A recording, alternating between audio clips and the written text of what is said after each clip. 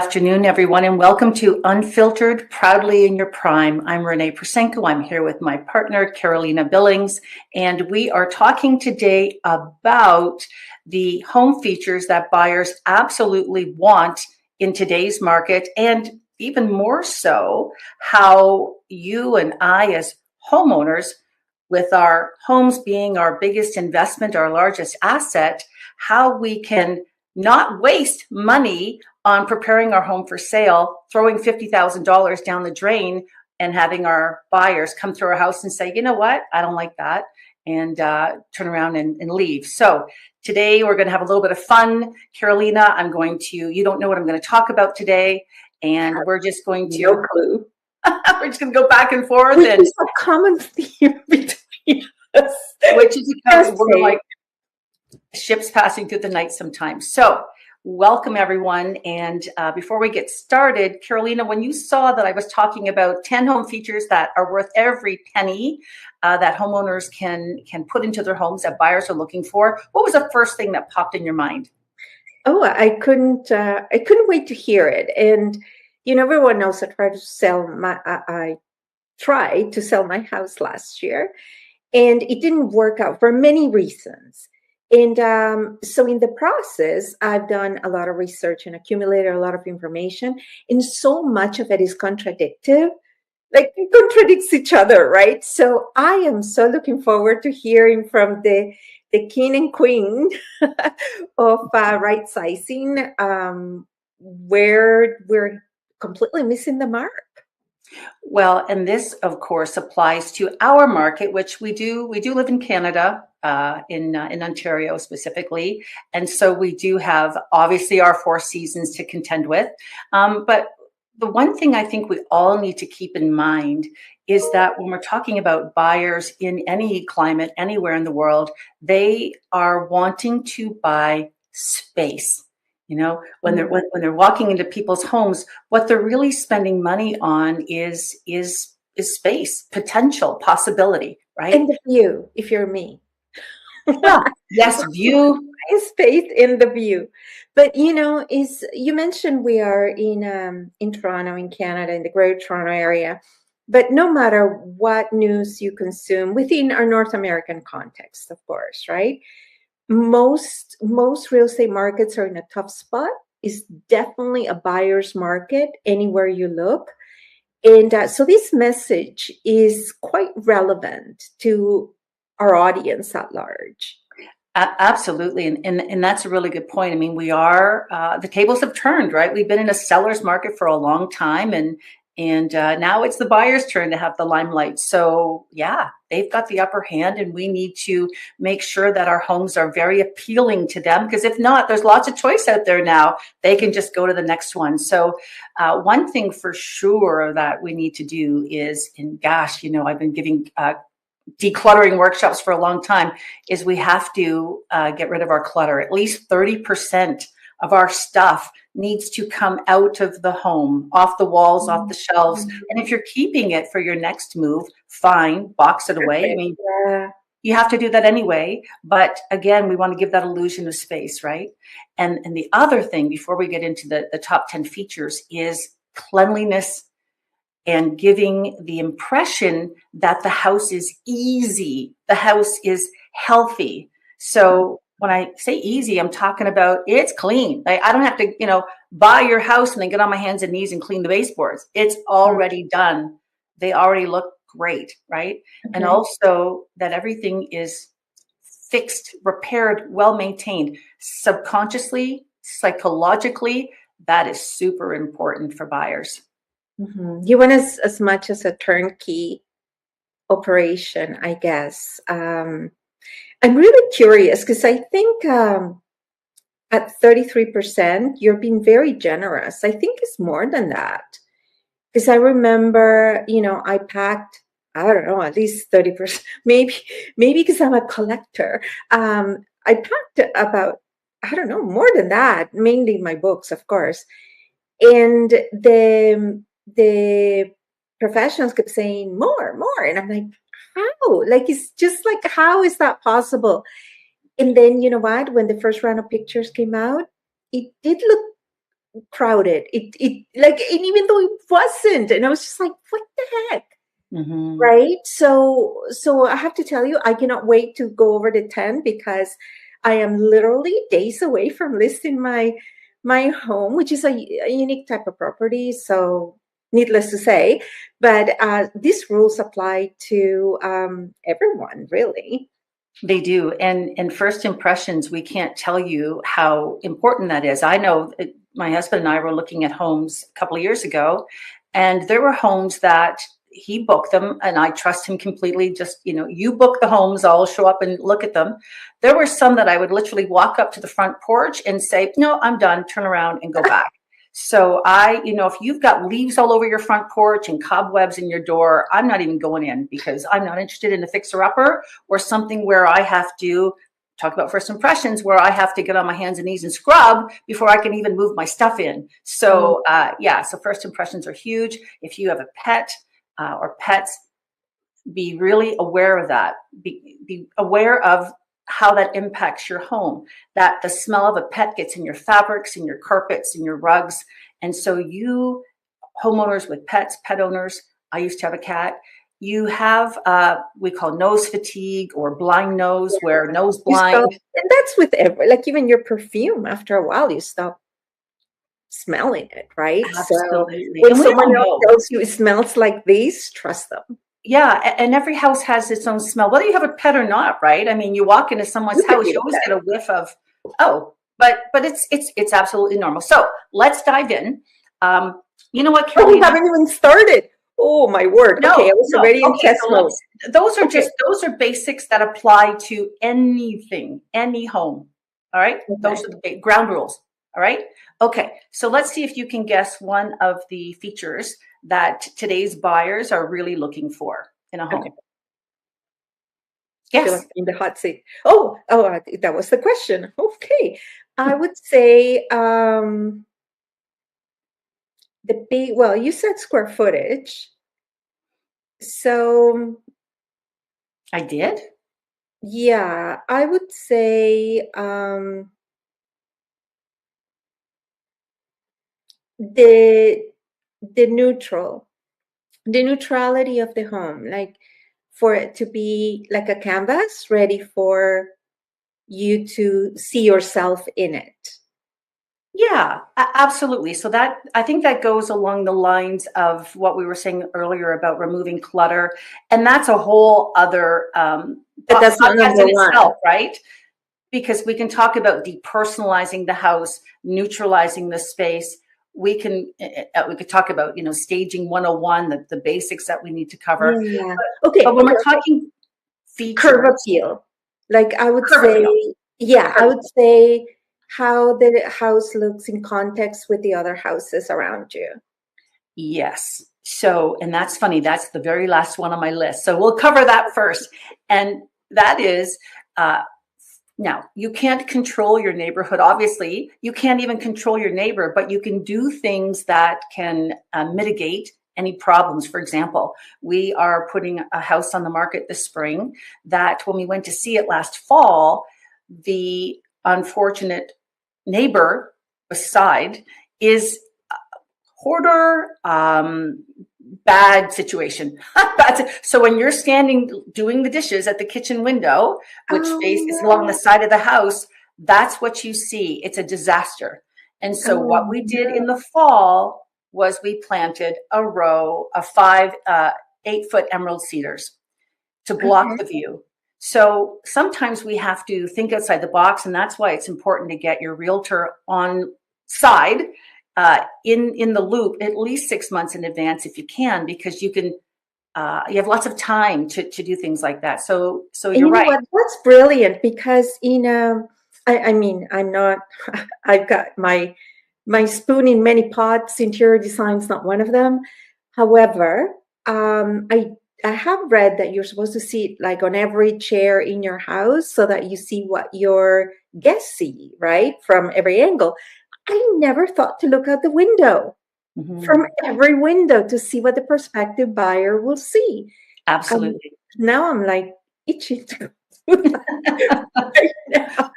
Yeah, yeah, and luckily, of course, especially out the back, again, there's only so much you can do, but if there are ways to mitigate, then now's the time to do them, right? Especially before the photographer shows up. So yes, curb appeal is a big thing. That is major when it comes to first impressions. So here's something similar to what you were just saying, sort of, and that is, in my number one feature is natural light. So this isn't something that you have to buy. You don't have to, carve a new window out of your existing wall, but do things like make sure your windows are clean. Make sure if you've got overgrown shrubs outside that are blocking any of the sunlight, cut them back, because the goal is to get as much sunlight, natural light, as deep into your house as possible. So you'll find that stagers will say, get rid of those wall coverings, take down those bulky drapes. And they do, they take them down all the time. If you've got shears, open them up, and the shears can be along the sides of the windows. But yeah, oftentimes we're taking all the window coverings down, those valances, all that stuff, to let as much light in as possible. Now, I have questions about this. Now, the difference between the photography when you're getting your home photograph for the show and the listings, opposite to when people come visit, right? So when people come visit, you got no control when they're coming. So you turn on all the lights and, you go through your routine. But for the pictures, like, you're supposed to turn on all the lights and have all the windows open, whatever. Is it better to photograph it in the afternoon, like in bright light? Is it better to do it when the lighting, sets the mood for the photograph? Mm-hmm. Well, what is best? Because really, curb appeal begins at the listing. Yes, it begins online. Yes, absolutely. I'm not a photographer. I know that photographers prefer overcast days when they're shooting homes, I think, because they have more control over the lighting. And the photographer will adjust the blinds in each room based on the shot, right? The angle and all of that. So I don't know if there's really a good time or a bad time, and that most of the tricks of the trade that they use adjust for lighting. So, but yeah, you want to just have the bulky fabric taken away. And also for light bulbs, guys, we want all the light bulbs to be the same tone, right? The same color. I need to take notes here. And what wattage do you recommend? Oh, if your lamp or whatever you have takes 100 watts, then you're going to put in a 100-watt bulb. Where people go wrong, and I'm not an expert in light bulbs, but you can get light bulbs now that are white, soft white, daylight. There's all kinds, right? There's even blue. There's even light bulbs that shift through the day to mimic our circadian rhythm. Yes, I know. I like right? that. Yeah, they start off with like a brighter color during the day, and they shift to like a warmer orange at night. Cutting off that blue light. Okay. Yeah. So all of this to say, though, most important, we don't want to feel like we're in, a hospital operating room with these big, bright blue, bright white lights. But we do want all the lights in a room to be the same tone. So buy your light bulbs in batches. Now, we got to move on because we got 9 others here. So that's natural light, extremely important. Now, number 2, you were alluding to, Carolina, is a functional floor plan. And you guys know it's been all the rage in the past, 10 years. Everybody wants open concept layout. Here's the challenge with that. If you've ever been into a true open concept where they've gutted the whole first floor, and it's just pillars and windows, and you can see throughout the whole main floor, that's disastrous when it comes to noise control, right? So if you have a husband who's hard of hearing and he likes to have the TV really loud, right? You're going to hear that. I don't know anybody like that. Pardon? Get it? All through the house, you're going to hear that. Or, if you have a baby sleeping upstairs and you've got younger kids playing, like that, just not a good idea. So builders today are pulling that back a little bit. more a sexier, smaller floor plan is what they're striving for, something high function, right?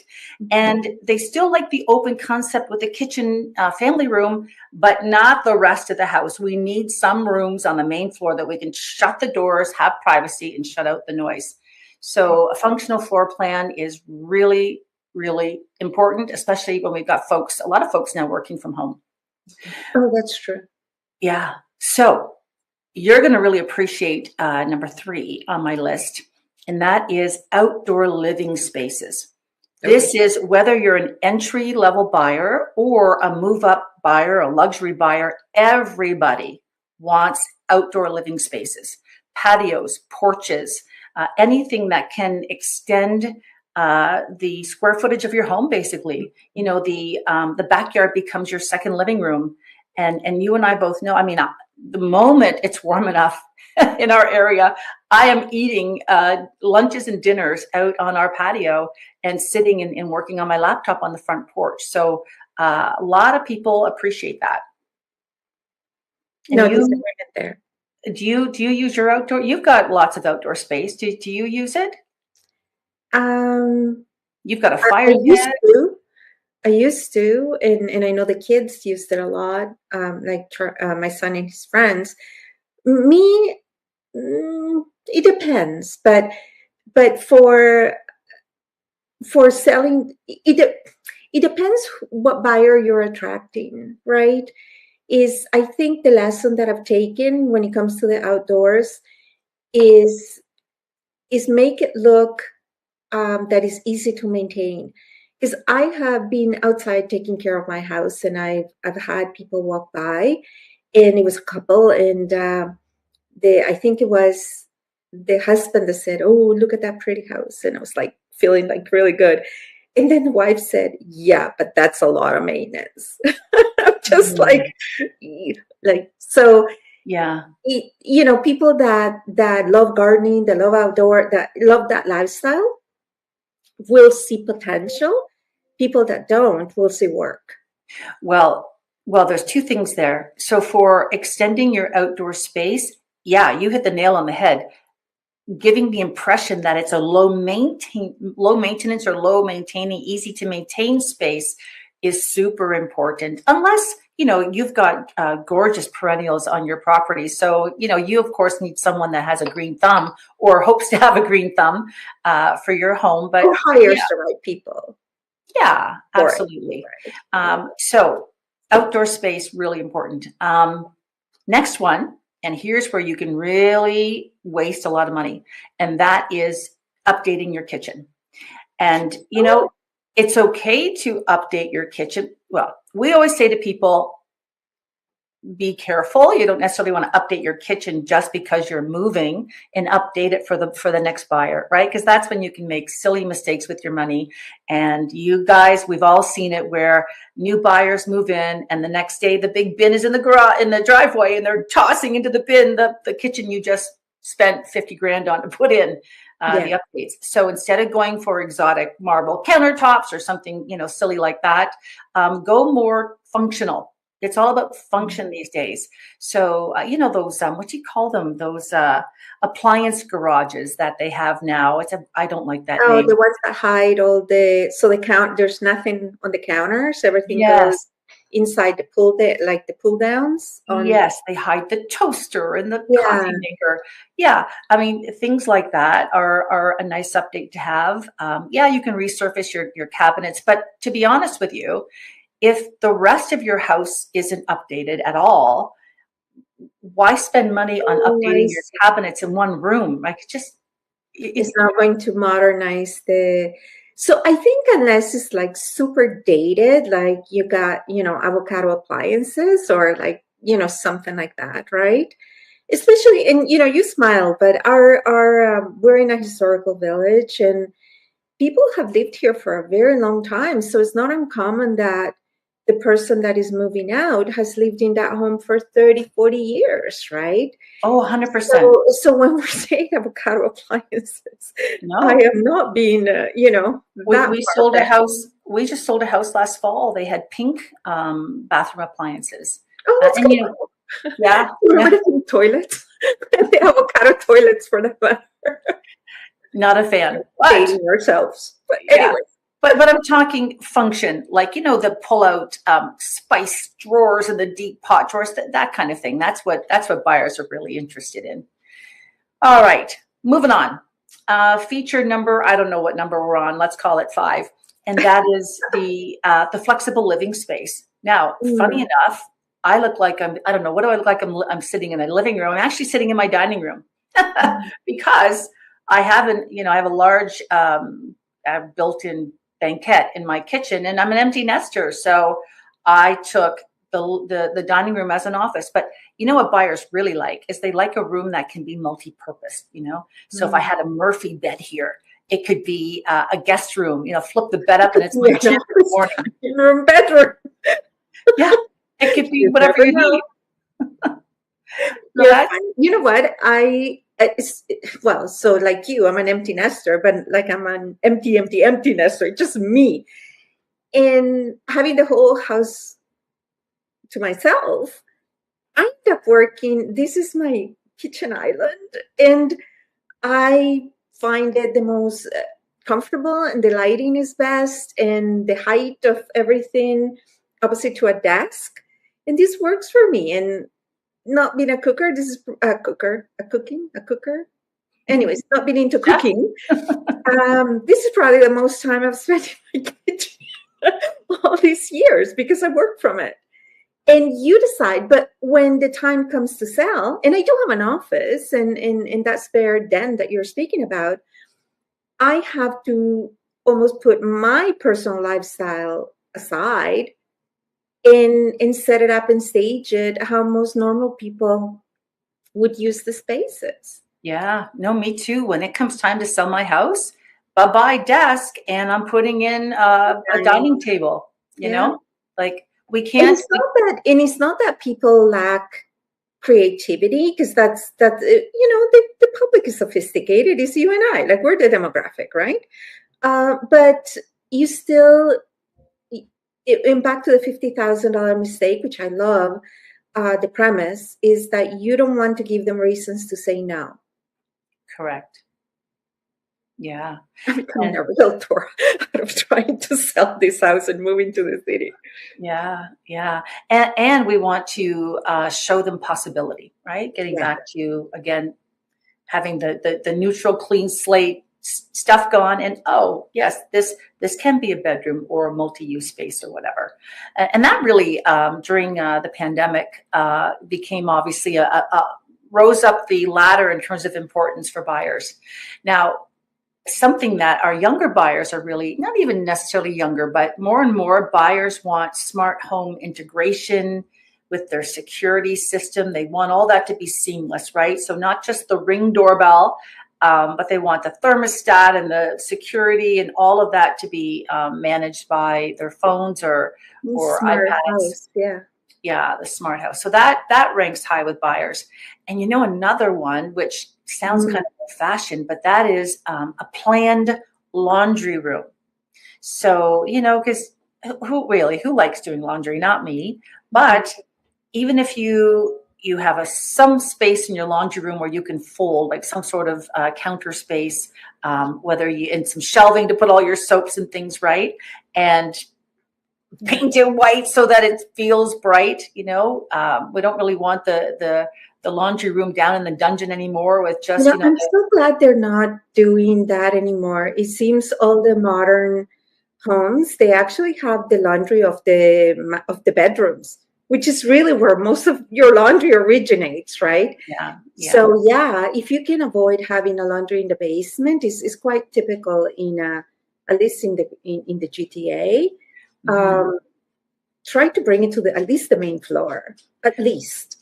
But what some people do is they'll find they'll bring it to the main floor, but they'll find a nook where they can, okay, let's put it here, and they hide it behind, folding doors or something where it's just, there isn't really a laundry room. So you know what? If that's all you can do, that's all you can do. But just be mindful that people like an actual laundry room to work in, right? Well, we all know that the next one is storage. Mm.